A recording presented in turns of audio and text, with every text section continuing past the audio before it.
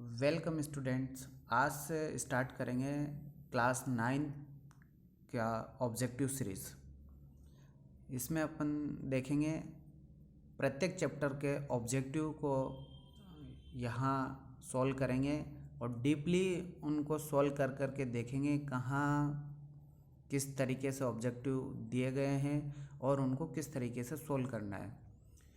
अगर सपोज़ करो इसी ऑब्जेक्टिव के हिसाब से एग्ज़ाम में आते हैं तो बेटर है, अदरवाइज़ इन्हीं ऑब्जेक्टिव से रिलेटेड कोई अगर नया क्वेश्चन भी बनता है तो उसे भी अपन यहीं पे सॉल्व करके देखेंगे किस तरीके के ऑब्जेक्टिव आ सकते हैं।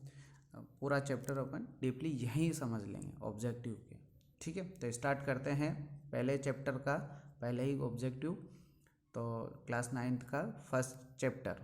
ठीक, तो पहला ही चैप्टर में देखते हैं कि ये नंबर सिस्टम का चैप्टर है, जिसमें अपन को नंबर का ज्ञान होना चाहिए कि कौन कौन सी नंबर होती है, कौन कौन सी क्या बोलते हैं किन किन नंबरों को, तो ये सारी चीज़ें अपन को ज्ञान होना चाहिए। ठीक है, तो पहला क्वेश्चन ये बोल रहा है कि एक परिमेय तथा एक अपरिमेय संख्या के योगफल या अंतर सदैव एक संख्या होगी, क्या होगी? उनमें से 4 ऑप्शन दिए हुए हैं, इन चारों ऑप्शन को अपन को क्लिक करना है। तो पहले तो ये पता करेंगे कि परिमेय संख्या होती क्या है। ठीक है, परिमेय संख्या की डेफिनेशन होती है कि वह संख्या जो p/q के फॉर्म में लिखी हो, मतलब अंश बटे हर में लिखी हो। ठीक, और जो हर होगा, जो q होगा वो नॉट इक्वल टू 0 होगा, मतलब 0 के बराबर नहीं होना चाहिए। पहली कंडीशन तो ये है परिमेय संख्या की। ठीक है, और अपरिमेय संख्या की क्या कंडीशन है? अपरिमेय संख्या में अपन देखते हैं कि जिसको अपन p/q के फॉर्म में ना लिख सके, जैसे कि क्या हो सकता है, जैसे कि √3 भी हो सकता है, रूट वाली संख्या, जैसे कि पाई हो सकता है। ठीक है, इस टाइप की जो है वो अपरिमेय संख्या होती है। ठीक है, तो इनका योग और इनका अंतर करके बताना है कि क्या हो सकती है। तो अपन सपोज करते हैं कि कोई भी परिमेय संख्या लेते हैं, जैसे कि 2/3 लिया। ठीक है, और उसमें अपन जोड़ रहे हैं किसको? अपरिमेय संख्या को। अरे अपरिमेय संख्या किसी को भी जोड़ते हैं, पाई को जोड़ते हैं या √3 को जोड़ते हैं, किसी को भी जोड़ते हैं, तो वो बनता क्या है? तो वो बनेगा क्या? वो अपरिमेय ही संख्या बनेगी। परिमेय संख्या कभी बनी ही नहीं सकती। ठीक है ना, तो ना तो वो प्राकृत संख्या बनेगी, ना वो पूर्णांक बनेगी, ना वो परिमेय संख्या बनेगी, वो बनेगी अपरिमेय संख्या। समझे? चाहे उसका योग करो, चाहे उसका अंतर करो या घटाव करो। ठीक है, तो ये समझ में आ गया सभी को। अगला क्वेश्चन अपन देखते हैं। अगले क्वेश्चन में अपन चलते हैं। तो नेक्स्ट क्वेश्चन क्या बोल रहा है? नेक्स्ट क्वेश्चन बोल रहा है निम्नलिखित में से कौन सी संख्या परिमेय संख्या है? देखो वही क्वेश्चन आ गया है। अब अपन को यहाँ पे देखना है कि कौन सी संख्या परिमेय संख्या। मैंने अभी डेफिनेशन तुम्हें बताया, जिसको p/q के फॉर्म में लिख सकते हैं हम, ये याद रखना। और q क्या है? हमेशा 0 नहीं आना चाहिए, नॉट इक्वल टू 0 होना चाहिए q। ठीक, याद रखना। अब इसको पहले वाले को सोल्व करते हैं, तो क्या लिखा रहा है? 3 + √23। ठीक है, और कोष्टक हटाएंगे तो माइनस पीछे लगा है -√23, तो -√23 से 23 माइनस हो जाएगा, तो बचेगा क्या? 3। ठीक है, तो फिर ब वाले में देखते हैं, इसमें बचा क्या? 3। ठीक, ब वाला क्या बोल रहा है? ब वाले को सोल्व करके देखते हैं। इसमें लिखा रहा है 2√7 अपॉन में 7 7√7, तो √7 से √7 कट जाएगा, तो ये बचेगा 2/7। ठीक है, 2/7। ठीक है, अगला क्या क्वेश्चन क्या बोल रहा है? √2, 1/√2। ठीक है, एक ये हो गया। इसमें भी अगर सोल्व करेंगे तो ये इसमें भी देखो, ये भी रूट वाली संख्या है, ये भी रूट वाली संख्या है, ये भी रूट वाली संख्या है। तो सपोज इसमें जो कह सकते हैं कि अगर इनको सोल्व करेंगे तो सभी में संख्या, इसमें 3 आ रहा है, इसमें √2/7 आ रहा है, इसको सोल्व करेंगे तो 5 को -5 से कट जाएगा, तो ये बचेगा 2 और 3 5, प्लस के 5 बचेंगे, इसमें 3 बचेंगे, इसमें ये बचेंगे, तो ये ही एक ऑप्शन ऐसा है जो अलग दिख रहा है, तो इसका ऑप्शन होगा सा। ठीक है, तो नेक्स्ट चलते हैं फिर अपन। फिर थर्ड वाला क्वेश्चन देखते हैं कि यदि ए ग्रेटर देन जीरो, मतलब जीरो से बड़ा है, एक वास्तविक संख्या है और पी और क्यू परिमेय संख्या है, तब निम्नलिखित में से कौन सा सत्य है। तो ये अपन को देखना है। ठीक है, तो एक वास्तविक संख्या है। ठीक है, वास्तविक संख्या क्या होती है, रियल नंबर। ठीक है, तो पी और क्यू परिमेय संख्या है। ठीक है, अब यहाँ पे इस क्वेश्चन को थोड़ा सा ऑब्जर्व करना कि वो बोलना क्या चाह रहा है। जैसे कि ये अपने फर्स्ट चैप्टर में कुछ नियम दिए गए हैं, जो घातांक वाले नियम हैं जिनको बोलते हैं अपन, वो दिए गए हैं। तो कौन सा कथन सत्य है वो अपन को बताना है।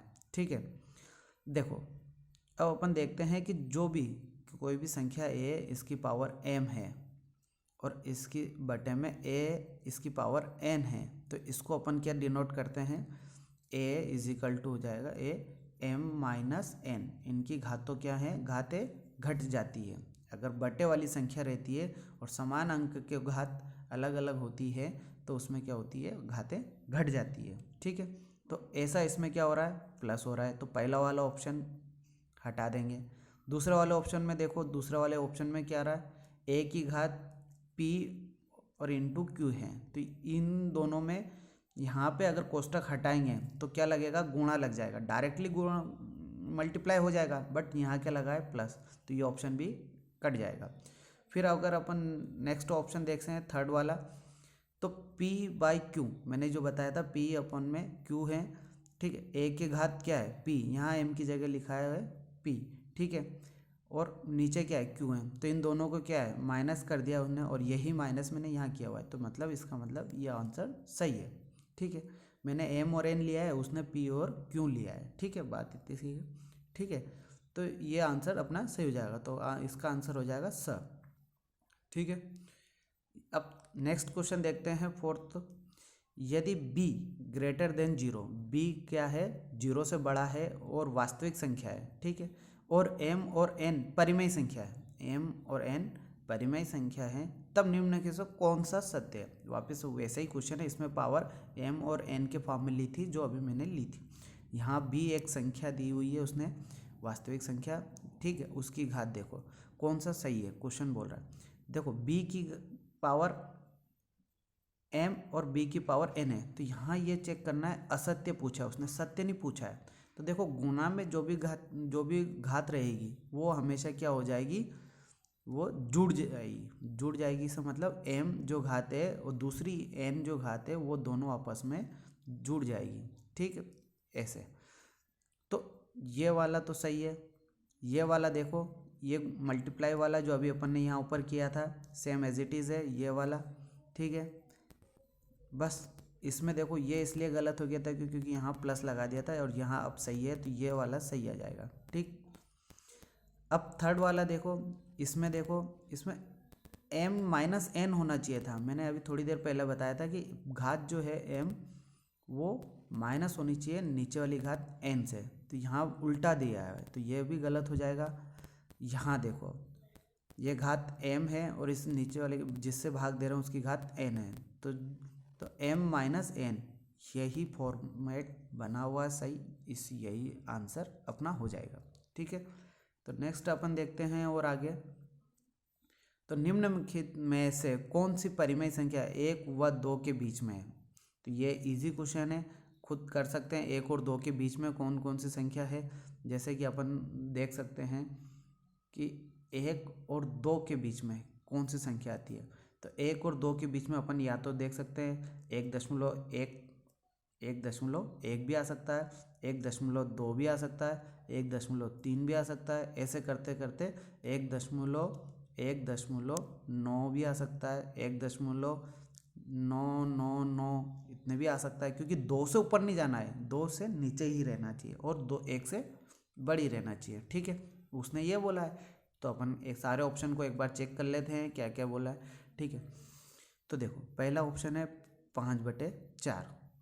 ठीक है, तो 5/4 अपन ऐसे भाग देते हैं, 5 में 4 का भाग देते हैं, 4 एकम 4, 1 बच रहा है, दशमलव की शून्य, तो 4 दूना 8, फिर 2 बच रहा है ऐसे, तो फिर ये हो जाएगा 4 और 5 20। ठीक, तो ये आ रहा है, तो ये तो आ रहा है सही है। उसने पूछा क्या है, बीच में नहीं है ये पूछा है, तो ये तो आ रहा है, 1.2 आ रहा है। ठीक है, नेक्स्ट करते हैं दूसरा वाला। दूसरा क्या बोल रहा है, 11/8। तो 11/8 को क्या करेंगे अपन, 11/8 को भाग देंगे। ठीक, 11 में 8 का भाग देंगे। ठीक, तो 8 एकम 8, फिर क्या बचा, 3 बचे, फिर दशमलव की शून्य लग जाएगी। ठीक है, फिर 8 एकम 8, 8 दूनी 16, 8 तिया 24, 8 तिया 24, फिर क्या बचा 6। तो इसका मतलब 1.3, ये भी इसके बीच में ही आ रहा है। ठीक है, अगला को देखते हैं। अगला है 17/8। तो 17/8 को 17 में 8 का भाग देना है।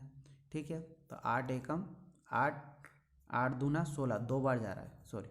ठीक, 8 दूना 16, तो ये चीज़ देखो ये 2 से बड़ी हो रही है। 8 दूना 16, फिर भी एक बच रहा है, दशमलव की शून्य लगेगी, 8 एकम 8, तो 2.1 यहाँ आ रहा है। तो इसका मतलब ये बड़ी संख्या है, तो 2 से बड़ी है, तो इसका मतलब ये इन दोनों के 1 और 2 के बीच में यह परिमेय संख्या नहीं होगी। नहीं पूछा था तो नहीं में यही होगा आंसर।